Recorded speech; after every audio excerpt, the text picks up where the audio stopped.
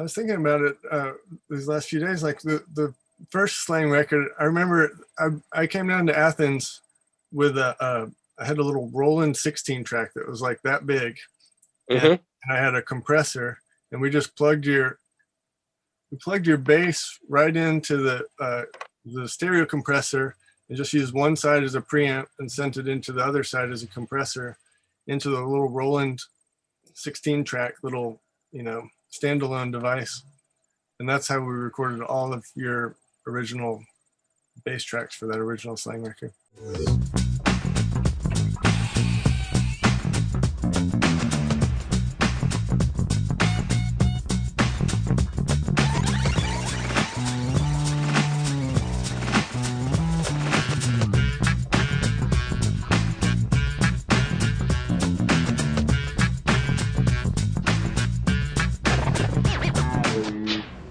And you had a little pouch of CDs, and you had some library.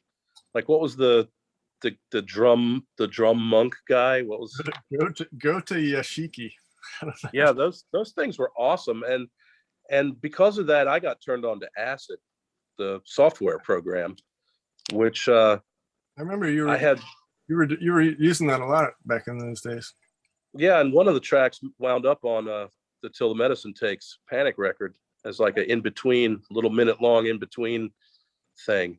But I always liked it because it was easy for me, not being a pro engineer type guy, to sort of finger paint with audio, which I guess was really what the whole, was their thing. And so I had these crazy libraries that I could buy that were encrusted with the Acid software, so you could stretch them and do everything you could do with Ableton and Pro Tools plugins now. But back then, you couldn't change the pitch of something without altering the time.